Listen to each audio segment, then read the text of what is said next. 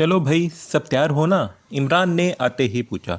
हम सब तो तैयार ही हैं, बस आपका ही इंतज़ार हो रहा था, मारिया ने गुस्से से कहा। तो चलो खड़े क्यों हो दोस्तों, इमरान ने आगे चलते हुए कहा। फिर बाकी दोस्त भी इसके पीछे पीछे चलने लगे। अभी वो थोड़ा ही आगे गए होंगे कि एक बस इसके पास आकर रुकी। वो सब बस में सवार हो गए। बस 1 घंटे के बाद एक जंगल के करीब जाकर रुक गई। सब दोस्त बस उतरने लगे। अरे, किराया कौन अदा करेगा? शाहजेब ने बस से उतरते हुए कहा।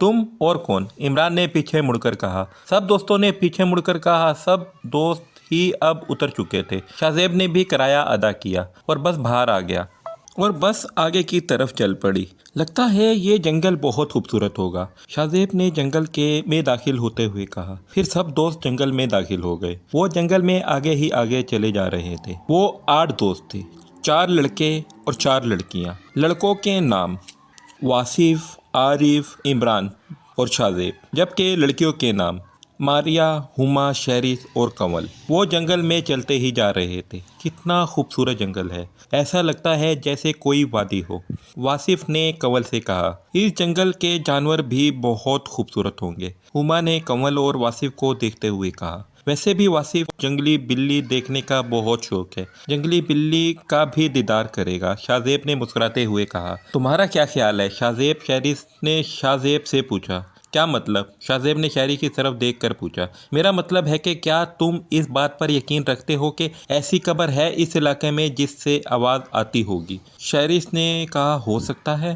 शाहजेब ने मुख्तसरन कहा। वो सब बातें करते जा रहे थे। आरिफ सबसे आगे आगे चल रहा था।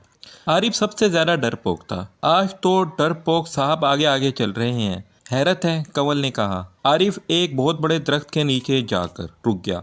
वाओ, ये दरख्त तो बहुत बड़ा है, आरिफ ने दरख्त की तरफ देखते हुए कहा। अब ऐसे बड़े बड़े दरख्तों के ऊपर काली काली चुड़ैलें भी होती हैं। वासिफ ने आरिफ के कंधे पर हाथ रखते हुए कहा। वैसे इतना बड़ा दरख्त मैंने आज तक नहीं देखा, हुमा ने दरख्त के पास आकर कहा। चलो, वासिफ ने आगे चलते हुए कहा। हुमा भी आगे चल पड़ी। आरिफ दरख्त को हाथ लगाकर देख रहा था। इसके ऊपर कंधे पर एक काला सांप आकर आरिफ ने एक चीख मारी और सांप को दूर फेंक दिया। बाकी सब दोस्त हंसने लगे और शाहजेब ने आरिफ के ऊपर फेंका था उठाकर जेब में डाल लिया। वो नकली था जो शाहजेब ने आरिफ के ऊपर फेंका था। आरिफ बहुत ज्यादा डर गया था, इसलिए सब के साथ साथ चलने लगा। वो सब बातें करते हुए जंगल में आगे की तरफ चले जा रहे थे कि किसी के रोने की आवाज़ हर तरफ गूंजने लगी। ये आवाज़ कैसी है? मारिया ने बेताब होकर कहा। लगता है कोई मुसीबत में है, आरिफ ने रुक कर कहा। कौन हो सकता है इस जंगल में? इमरान ने इधर उधर देखते हुए कहा और सबसे आगे आगे चलने लगा। रोने की आवाज़ मुसलसल आ रही थी। वो सब आगे ही आगे चलने लगे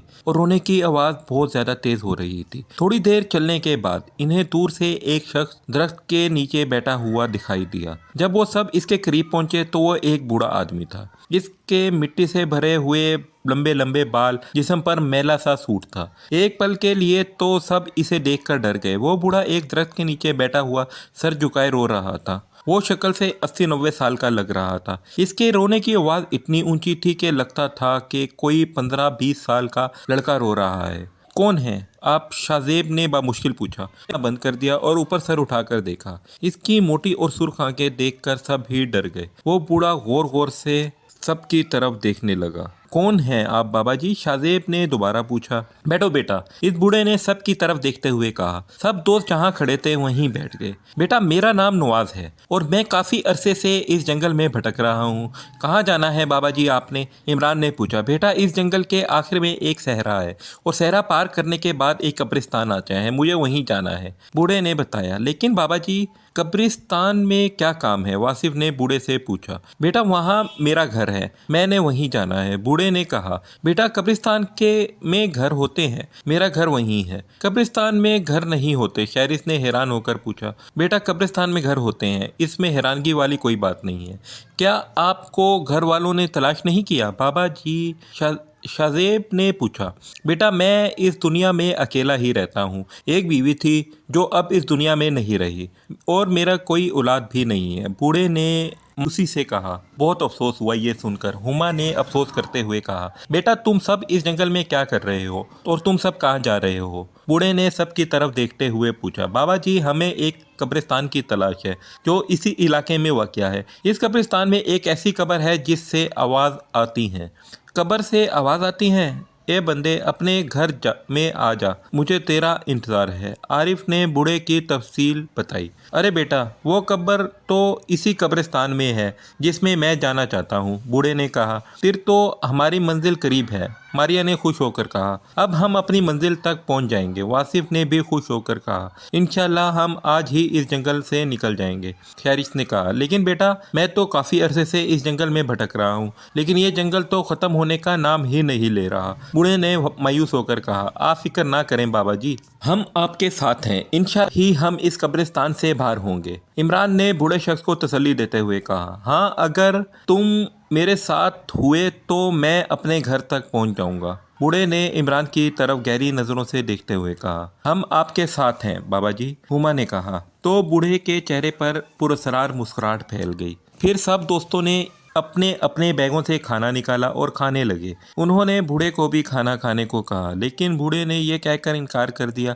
कि वो बूढ़ा है और शहरी खाने नहीं खाता बल्कि जंगल के फल खाता हूँ। ये कहकर वो बूढ़ा उठा और जंगल में एक तरफ चला गया। वो सब दोस्त खाना खाने लगे। उन्होंने बूढ़े को भी खाना खाने को कहा, लेकिन इसने इनकार कर दिया था। थोड़ी देर बाद वो बूढ़ा वापस आया तो इसके हाथ में कुछ फल थे। इसने वो सब फल सब दोस्तों को दिए और खुद एक तरफ बैठ गया।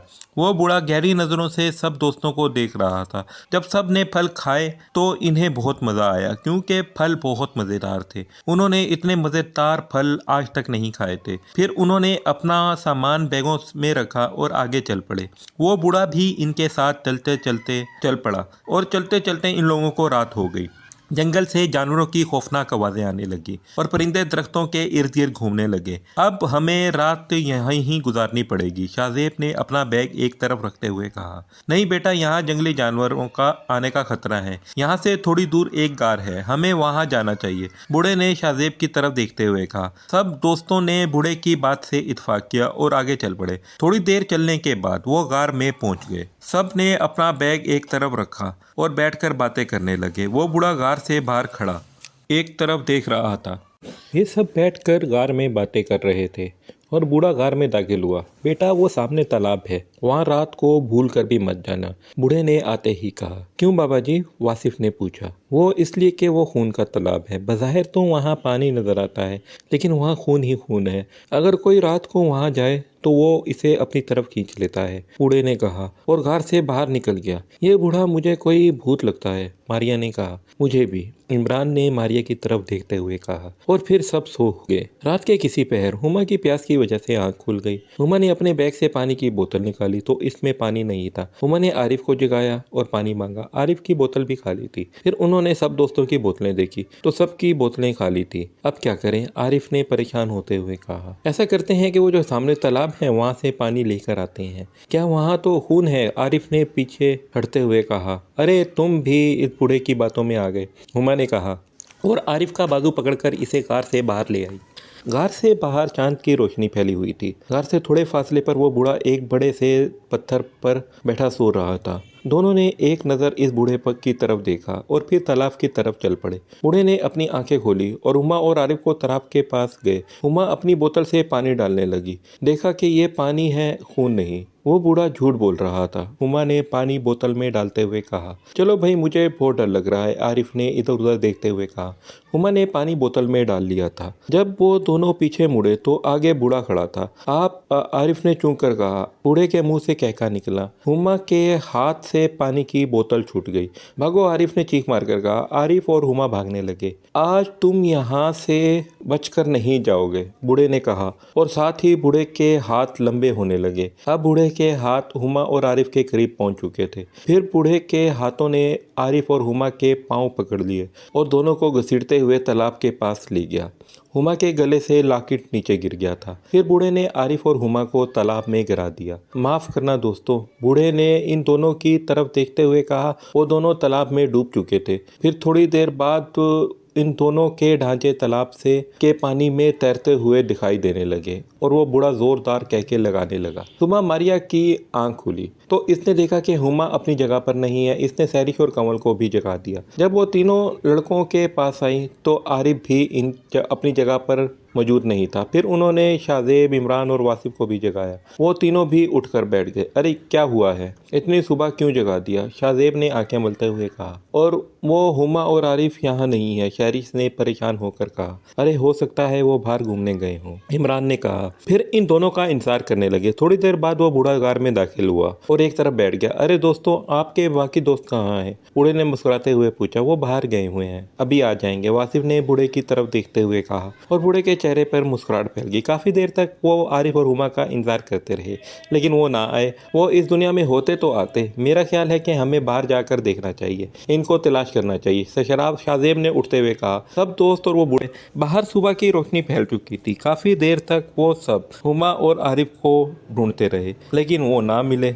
हमें इस तालाब की तरफ जाकर इन्हें देखना चाहिए, हो सकता है वहाँ हो, कंवल ने तालाब की तरफ इशारा करते हुए कहा। जब वो तालाब के पास पहुंचे तो सबकी आंखें खुली की खुली रह गई। सब होंकों की तरह तालाब को देख रहे थे। मैंने मना भी किया था कि इस तालाब की तरफ कोई भी ना जाए, ये तालाब खूनी है, लेकिन मेरी किसी ने ना मानी। बूढ़े ने इन दोनों की ढांचों की तरफ देखते हुए कहा। हुमा आरिफ के ढांचों के तालाब के ऊपर ही तैर रहे थे। ये लॉकेट तो हुमा का है, कंवल ने लॉकेट उठाकर कहा। कि बोतल भी हुमा की है, शहरिश ने तालाब के पास गिरी बोतल की तरफ देखते हुए कहा। तुमने इन दोनों को मारा है ना? इमरान ने बूढ़े के गरेबान पकड़ कहा। नहीं, मैंने इन्हें नहीं मारा, रात को मैं सो रहा था, मुझे क्या पता ये कब यहाँ आए, बूढ़े ने परेशान होकर कहा। छोड़ दे इसे, शाहजेब ने बूढ़े का गरेबान इमरान के हाथ से छुड़ाते हुए कहा। अब इन ढांचों को तो तालाब से बाहर निकालो, शहरिश ने रो रो कर कहा। नहीं, अगर कोई इन ढांचों को तालाब से बाहर निकालेगा तो वो खुद घी तालाब की तरह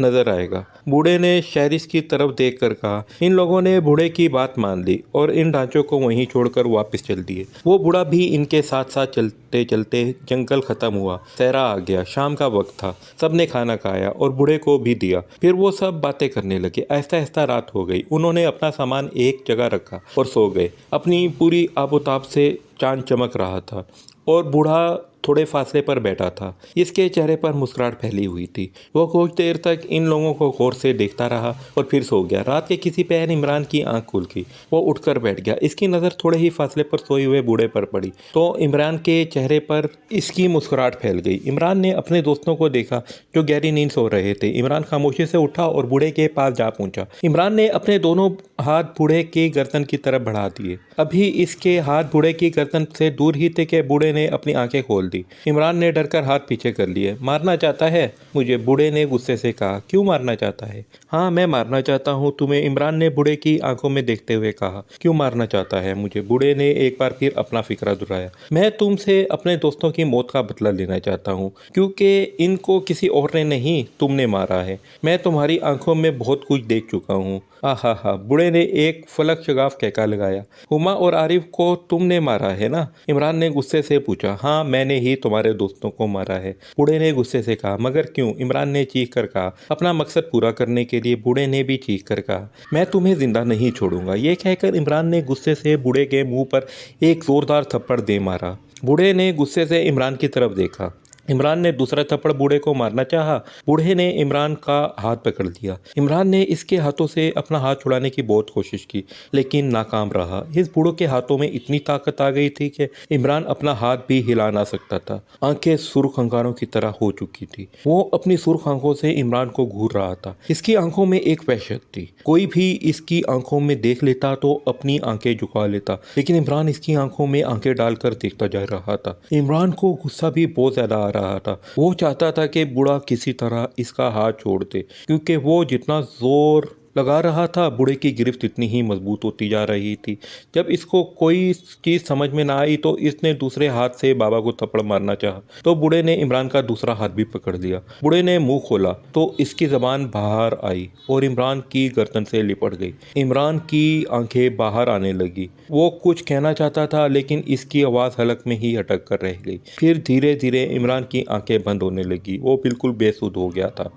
इसके हाथ पांव हिलना बंद हो गए थे, वो मर गया था। इसके जिस्म से जान निकल गई थी। बूढ़े की लंबी जबान इसकी मौत का फंदा बन गई थी। जब वो मर गया तब बूढ़े की जबान इसकी गर्दन से नीचे उतरने लगी और अपने मुंह में आ गई। फिर बूढ़े ने कुछ पढ़कर इमरान पर फूंका तो वो दूर जा गिरा और इसका जिस्म सहरा में धंसता चला गया। इसका सारा जिस्म सहरा में धंस चुका था, सिर्फ इसका सर बाहर रह गया था। सुबह शाहजेब की आंख खुली तो इसने इमरान को अपनी जगह पे ना पाया। इधर उधर देखने लगे लेकिन इसे दूर सहरा में भी कुछ दिखाई ना दिया। सुबह की हल्की रोशनी फैल रही थी। शाहजेब अपनी जगह से उठा और एक तरफ चल पड़ा। थोड़ी दूर जाने के बाद इसका पाँव किसी चीज से टकराया। वो मुंह के बल गिरा। जिस चीज से इसका पाँव टकराया था इसकी तरफ देखा तो इसकी चीख निकल गई। इसकी चीख सुनकर वासिफ, कंवल, मारिया और शहरिस भी जाग गई और वो बूढ़ा भी उठ गया। वो सब भागकर शाहजेब के पास आए। जिस चीज से शाहजेब का पाँव टकराया था वो इमरान का सर था। सब इमरान को इस हाल में देखकर रोने लगे।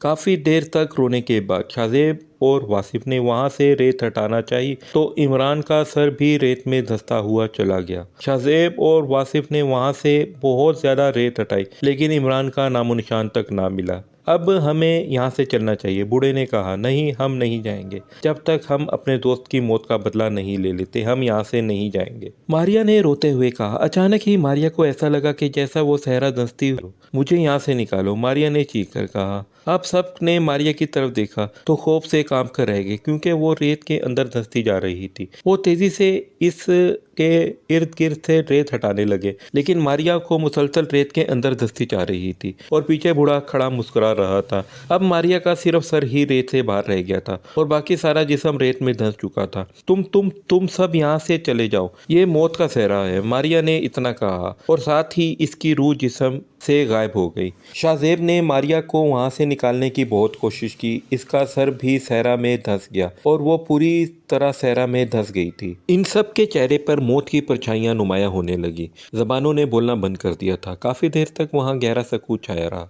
फिर शाहजेब ने कहा, अब हमें यहाँ से चलना चाहिए क्योंकि ये मौत का सहरा है, किसी की भी जान ले सकता है। वासिफ ने कहा और उठकर खड़ा हो गया। शाहजेब, शहरिस, कंवल भी उठकर खड़े हो गए। बूढ़ा भी अपनी इनके आगे आगे चलने लगा। वो सब भी इसके पीछे पीछे चलने लगे। थोड़ी देर चलने के बाद वो सहरा से बाहर आ गए। सहरा खत्म हुआ तो कब्रिस्तान शुरू हो गया। आप सब को मैं अपनी कब्र तक पहुंच गए हैं। आपकी कब्र की तलाश थी और मुझे ज़रूरत, बूढ़े ने मुस्कुराते हुए कहा। वो कब्र कहाँ है? शहरिस ने पूछा। आओ मेरे साथ, बूढ़े ने कहा और कब्रिस्तान में दाखिल हो गया। वो चारों भी इसके पीछे पीछे चल पड़े। बूढ़ा एक कब्र के पास जाकर रुक गया। यही वो कब्र है जिसकी से आवाज़ आती है, बूढ़े ने कब्र की तरफ इशारा करते हुए कहा। अचानक ही कब्र से आवाज़ उभरी, ए बंदे, अपने घर में आ जा, मुझे तेरा इंतजार है। वो चारों ये आवाज़ सुनकर हैरान रह गए। मेरी बात गौर से सुनो, मेरे पास वक्त बहुत कम है, बूढ़े ने कहा। तो वो चारों बूढ़े की तरफ मुतवज्जा हुए। आपको कब्र की तलाश थी, आज से आपकी तलाश खत्म हुई। मुझे भी इस कब्र की ज़रूरत थी।